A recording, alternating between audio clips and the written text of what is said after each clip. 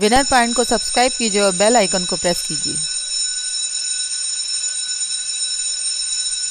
Hello everyone, welcome back to winner point education. मैं अमिता त्रिपाठी, आपकी Hindi Sanskrit teacher. आज मैं आपके लिए दो बैलों की कथा शीर्षक लेकर आई हूँ। इससे पहले मैंने क्लास 9 की दो बैलों की कथा का सारांश दिया था। आज मैं उसके प्रश्नोत्तर आपको बताऊंगी क्लास 9 के गद्य भाग से। तो प्रश्न उत्तर पढ़ाने से पहले मैं आपसे अनुरोध करती हूँ, यदि आप मेरे चैनल पर बिल्कुल नए हैं तो आप तुरंत सब्सक्राइब कर लीजिए। सब्सक्राइब करके बेल आइकन प्रेस कर लीजिए और ऑल नोटिफिकेशन ऑन कर लीजिएगा। आइए प्रश्न उत्तर देखते हैं। पहला प्रश्न है, कांजी हाउस में कैद पशुओं की हाजिरी क्यों ली जाती होगी? प्रश्न है, उत्तर है, कांजी हाउस एक प्रकार से पशुओं की जेल होती थी।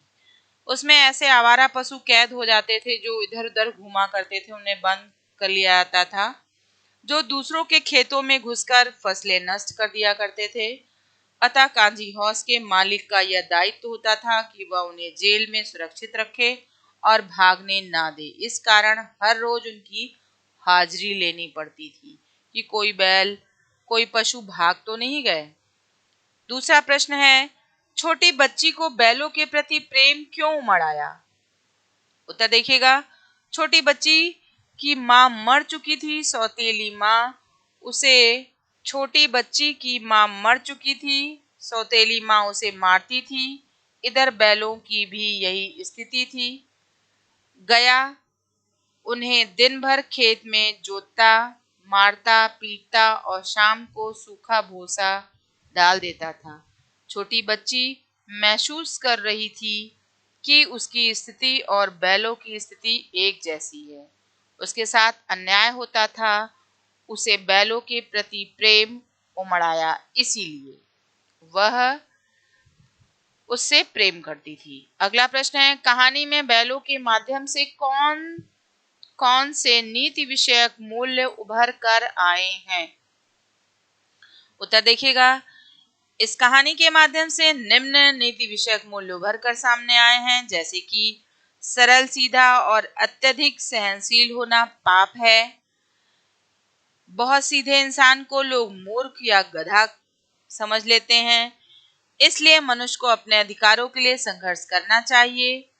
आजादी बहुत बड़ा मूल्य है, इसे पाने के लिए मनुष्य को बड़े से बड़ा कष्ट उठाने को तैयार रहना चाहिए।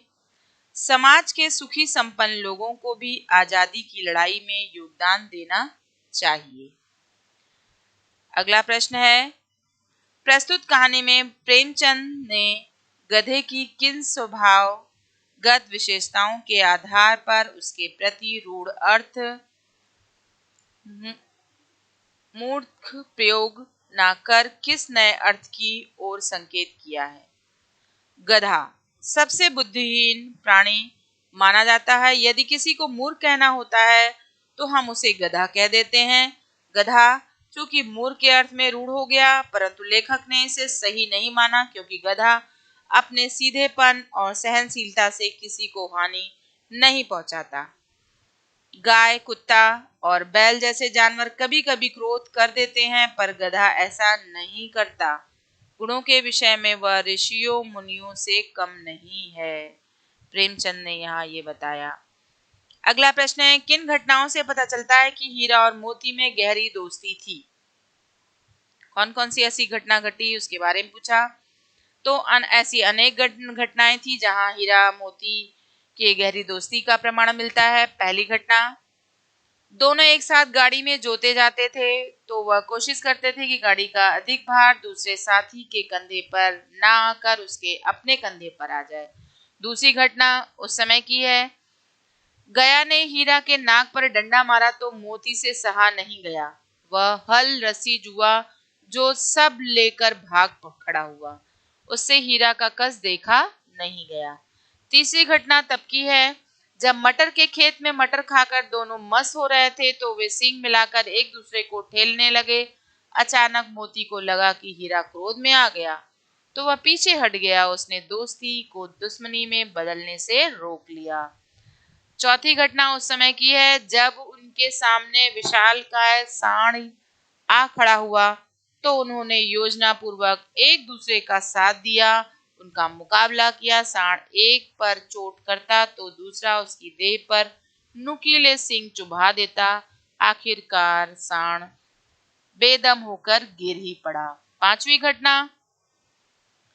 पांचवी घटना मोती मटर के खेत में मटर खाते खाते पकड़ा गया। हीरा उसे अकेला विपत्ति में देखकर वापस आ गया, वह भी मोती के साथ पकड़ा गया। छठी घटना उस समय की है जब कांजी हाउस में हीरा ने दीवार तोड़ डाली, उससे रस्सियों से बांध दिया गया। इस पर मोती ने उसका साथ दिया। पहले तो उसने बाड़े की दीवार तोड़कर हीरा का अधूरा काम पूरा किया, फिर उसका साथ देने के लिए उसी के साथ बंध गया। अगला प्रश्न है, लेकिन औरत जात पर सींग चलाना मना है, यह भूल जाते हो हीरा के इस कथन के माध्यम से स्त्री के प्रति प्रेमचंद के दृष्टिकोण को स्पष्ट कीजिए। लेकिन औरत जात पर सींग चलाना मना, हीरा के इस कथन के माध्यम से यह पता चलता है कि प्रेमचंद नारी जाति का अत्यधिक सम्मान करते थे। नारी विभिन्न रिश्ते बनाकर समाज में अपनी भूमिका का निर्वहन करती है। वह त्याग, दया, ममता, सहनशीलता और का जीता जागता उदाहरण है। विपरीत परिस्थितियों में यदि नारी में क्रोध जैसे भाव आ भी जाते हैं तो इससे उनकी गरिमा कम नहीं हो जाती और ना उसके सम्मान में कमी आ जाती है। लेखक महिलाओं के लिए उनके प्रति अत्यधिक सम्मान रखता है। उसने यह भी कहना चाहा कि जब पशु भी नारी जाति का सम्मान करते हैं तो मनुष्य को नारी जाति का सम्मान हर स्थिति में करना चाहिए। प्रेमचंद ने ये बताने का प्रयास किया। अगला प्रश्न है प्रश्न 7, किसान जीवन वाले समाज में पशु और मनुष्य के आपसी संबंधों को कहानी में किस तरह व्यक्त किया गया है। अब मनुष्य और पशु का आपसी संबंध। किसान जीवन में पशुओं और मनुष्यों के आपसी संबंध बहुत गहरे और आत्मीय होते हैं, एक दूसरे को प्रेम करते हैं। किसान पशुओं को घर के सदस्य की भांति प्रेम करते हैं और पशु अपने स्वामी के लिए जी जान देने को भी तत्पर रहते हैं। झूरी हीरा और मोती को बच्चों की तरह स्नेह करता था, तभी तो उसने उनके सुंदर सुंदर नाम रखे थे, हीरा और मोती। वह उन्हें अपनी आंखों से दूर नहीं करता था, एक पल के लिए भी। जब हीरा मोती उसके ससुराल से लौटकर वापस उसके थान पर आ खड़े हुए तो उनका हृदय आनंद के वशीभूत हो गया, आनंद से भर गया, प्रेम से। गांव भर के बच्चों ने भी बैलों की स्वामी भक्ति देखकर उनका अभिनंदन किया, उनका स्वागत किया। इससे पता चलता है कि किसान अपने पशु से मानवीय व्यवहार करते हैं। ये घटना बताती है। अगला प्रश्न है, इतना तो हो ही गया कि 9-10 प्राणियों की जान बच गई, वे सब तो आशीर्वाद देंगे। मोती के इस कथन के आलोक में उसकी विशेषताएं बताइए। तो इतना तो हो ही गया कि 9-10 प्राणियों की जान बच गई, वे सब तो आशीर्वाद देंगे। मोती के इस कथन से पता चलता है कि वह परोपकारी स्वभाव वाला प्राणी था।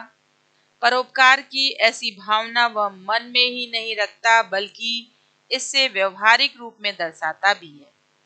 वह बाड़े की कच्ची दीवार को तोड़कर 9-10 प्राणियों को भगाता है ताकि उनकी जान बच जाए।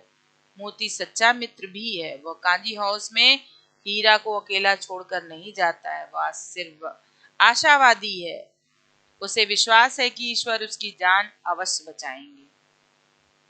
अगला प्रश्न है, आशय स्पष्ट कीजिए। अवश्य उनके कोई ऐसी गुप्त शक्ति थी जिससे जीवों में श्रेष्ठता का दावा करने वाला मनुष्य वंचित है। तो इसका देखिएगा कि हीरा और मोती बिना कोई वचन कहे एक दूसरे के मन की बात समझ, जब कोई किसी से प्रेम कर लेता है तो वो उनकी मन की बात बिन कहे ही समझ जाता है। प्राय वह एक दूसरे की स्नेह की बातें सोचते थे एक दूसरे के लिए। यद्यपि मनुष्य स्वयं को सब प्राणियों से श्रेष्ठ मानता है, किंतु उससे भी यह शक्ति नहीं होती जो जानवरों में होती है। खा उस एक रोटी से उनकी भूख तो क्या शांत होती, पर दोनों के हृदय को मानो भोजन मिल गया। अब यहाँ बात हीरा और मोती गया के घर बंधे हुए थे।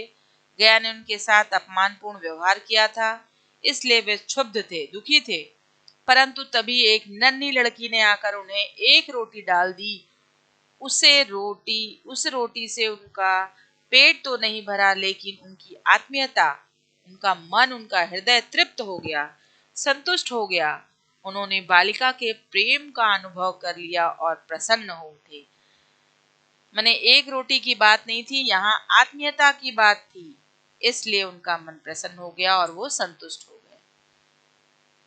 अगला प्रश्न, गया ने हीरा मोती को दोनों बार सूखा भूसा खाने के लिए दिया, क्योंकि वह हीरा मोती के व्यवहार से दुखी थे, इसलिए वो उन्हें हमेशा सूखा भूसा देते थे। तो आपने देखा हीरा मोती की जोड़ी कैसे सलामत रही, दोनों में एकता थी। मनुष्य से ज्यादा आत्मीयता जानवरों में होती है। एक बच्ची का प्रेम उन्होंने देखा और वो प्रसन्न हो गए। तो इसी तरह हम मनुष्यों में भी प्रेम होना चाहिए, एक दूसरे के प्रति आत्मीयता होनी चाहिए। आज हमारा ये वीडियो यहीं पर समाप्त होता है। वीडियो समाप्त करने से पहले मैं यही कहना चाहती हूँ, यदि आपको मेरा वीडियो अच्छा लगे तो आप कमेंट्स कीजिएगा। आपको कोई त्रुटि लगे, कोई प्रश्न आपको ना समझ में आए, तो आप कमेंट्स के माध्यम से मुझे पुनः पूछ लीजिएगा, तो मैं उसका सुधार अगले वीडियो में कर दूंगी। और कोई भी जो इस वीडियो को देख रहा है वो शेयर करना ना भूले, लाइक कमेंट्स जरूर कीजिएगा। मैं अगले वीडियो में पुनः मिलती हूँ, तब तक के लिए धन्यवाद।